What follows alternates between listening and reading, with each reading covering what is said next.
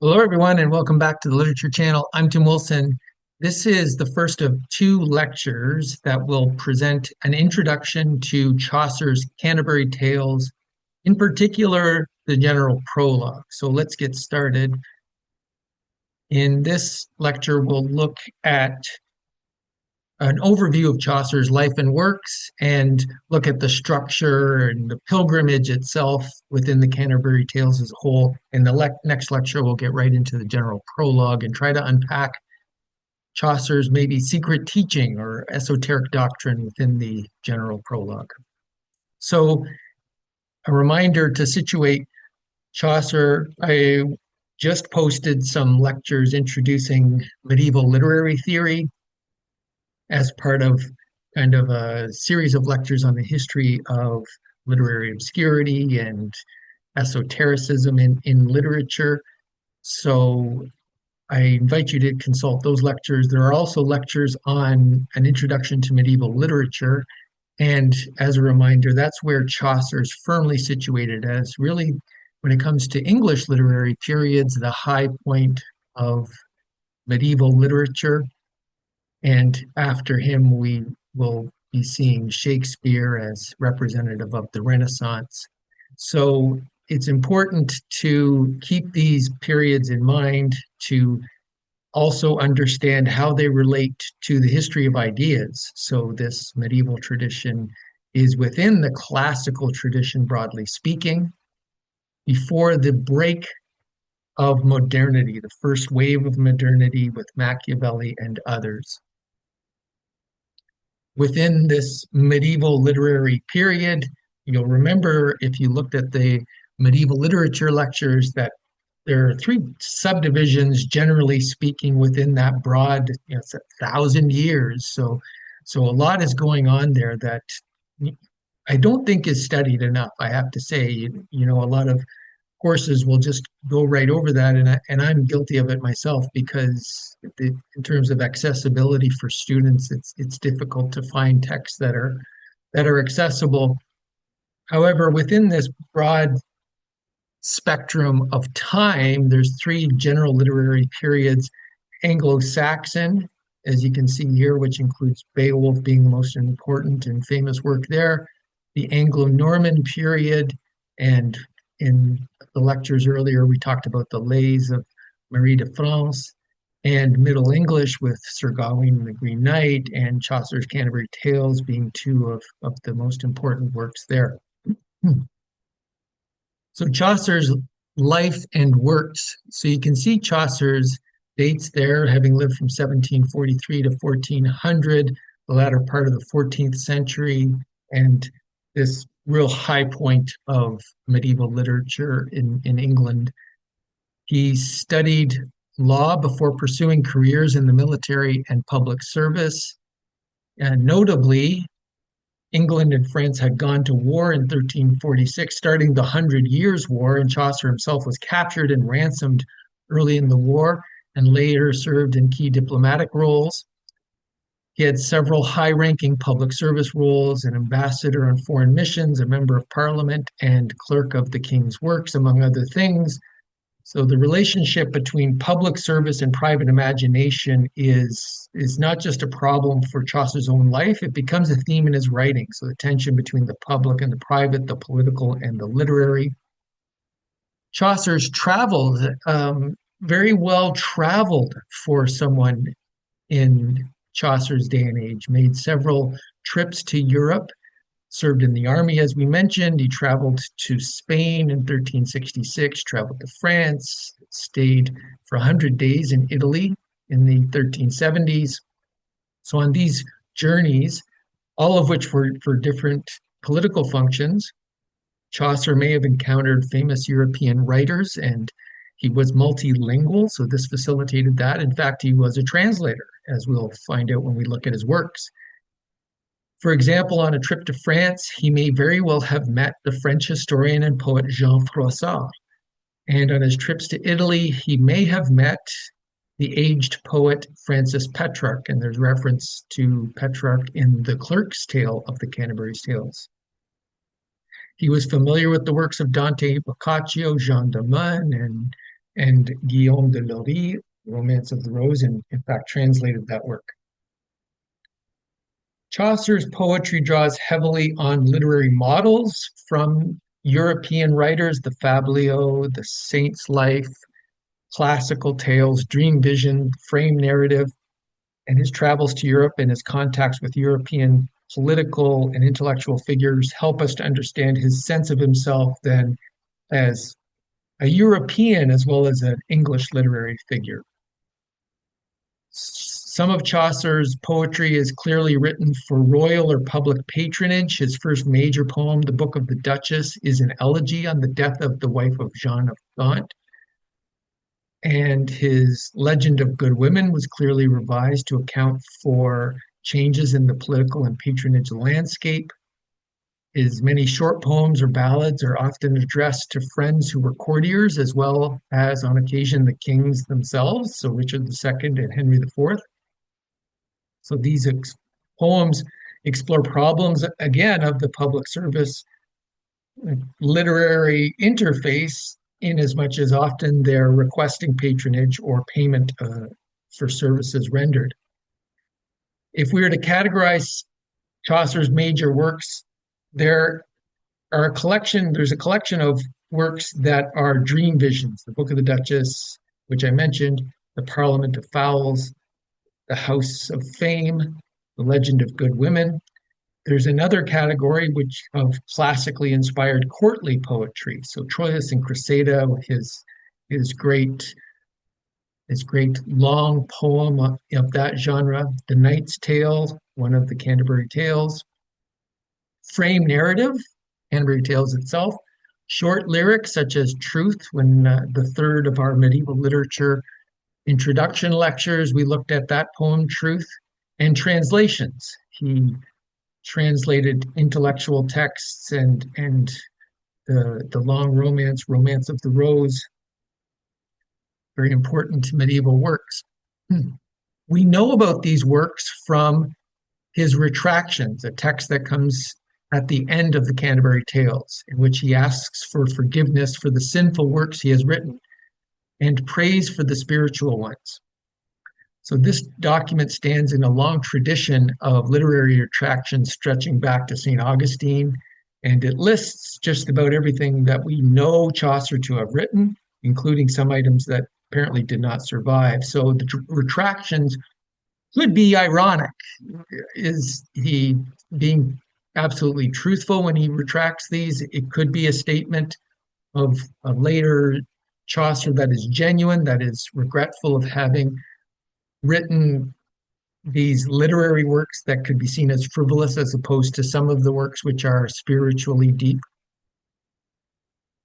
So if you look at the works in general, what we see is great diversity in terms of the types of work.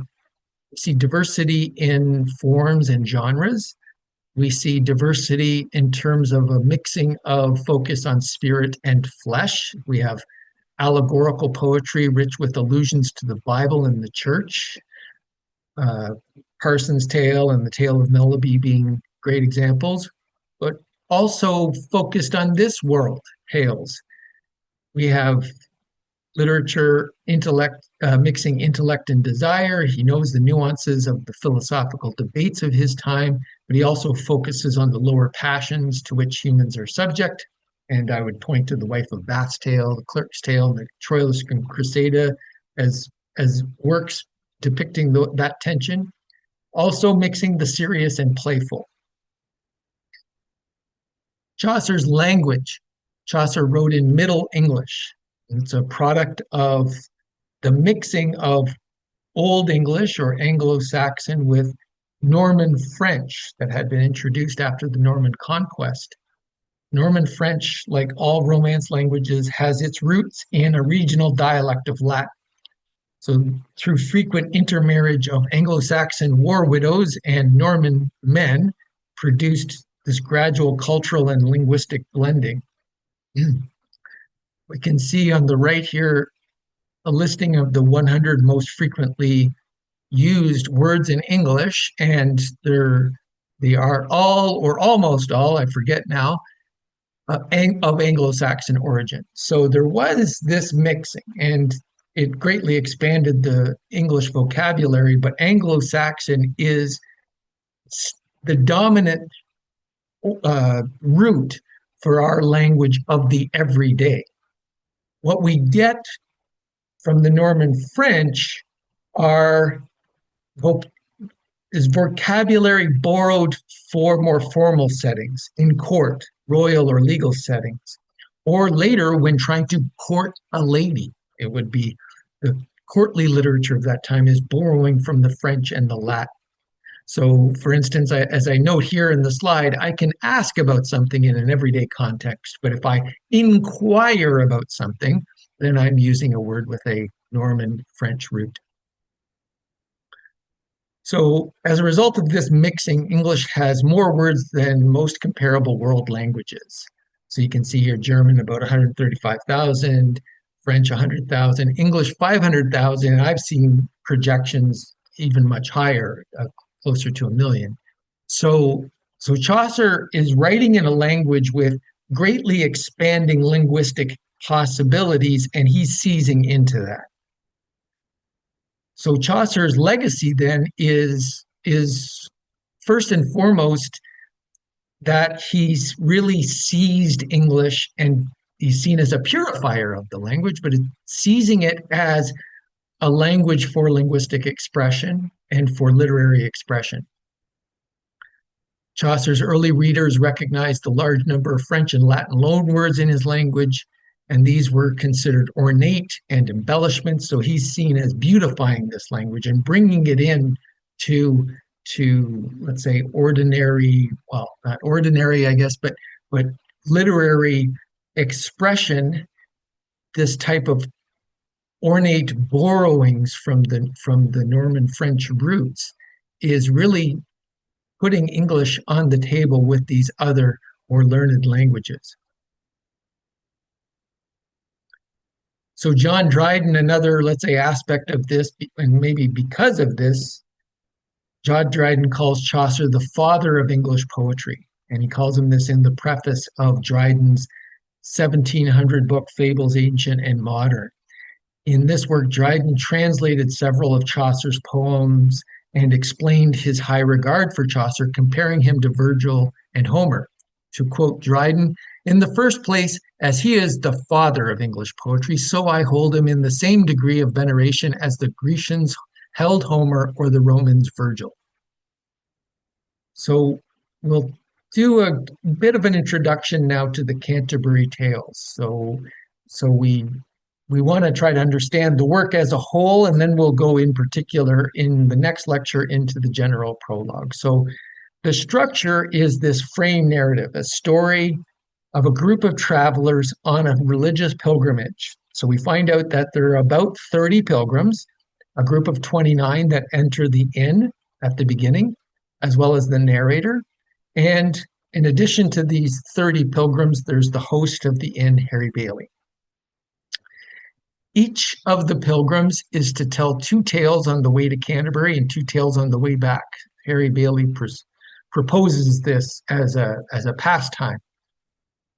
Chaucer only completed, we should note, about 23 plus a fragment. So 20, sometimes you'll see 24 as the number of tales he completed. So there would have been 120, but did not complete all of those. So the host, Harry Bailey, will judge the tales, and the winner will earn a free dinner back at the Tabard Inn when they return. So the framing technique means there's a complex interplay between the framed story and the tales told by the pilgrims. So the frame consists of the general prologue, which is kind of an introduction to the characters, introduction to the setting. Then there's prologues to the other tales and kind of transitionary points in between the tales. And then there's Chaucer's retraction at the end. So all of this forms kind of a framing material. Note, in the Middle Ages, dream visions also were a type of frame narrative. There'd be framing of the narrator describing the situation, and then I fell asleep and I had the dream, and then the actual dream vision is the tale within the tale. So the objective set by Harry Bailey is to tell the tales of best sentence and most solace. This is line 798, if you can see on the right. Now, sentence from Latin sententia is moral judgment or moral lesson, and solace is from Latin, comfort, solace. So the tales should be provide moral instruction on the one hand, but also entertainment or solace. This imperative, this twofold imperative, is building on a long tradition going back as far as Horace, who said that poetry should profit and delight. Now, Chaucer is most probably borrowing directly from Boccaccio's Decameron in thinking about this type of frame narrative, where we have different characters telling different tales in order and across a series of days. Now, there's differences in the framing. In Boccaccio's Decameron, we have a set of characters who are going to tell, all told, 100 tales. And their framing is that they are fleeing the city. They're fleeing Florence, which is in the ravages of the Black Plague. So they go to a country estate to seek a refuge from the dire straits in the city. Chaucer's pilgrims are on a spiritual journey. They're, not let's say fleeing the plague that is kind of earthly existence, ostensibly, is what they're doing, and seeking as a spiritual salvation. Boccaccio's characters are all members of the nobility. Chaucer's pilgrims represent a great variety. It is the whole panoply of human society. Here we have a map of their pilgrimage. They start at the Tabard Inn in Southwark, which is a London suburb, and the goal is to end at the Thomas à Becket Canterbury Cathedral.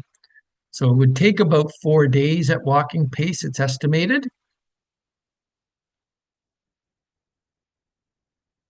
Now, Thomas à Becket, you see his dates there, was assassinated potentially by agents of Henry II, the king at the time, in the Canterbury Cathedral.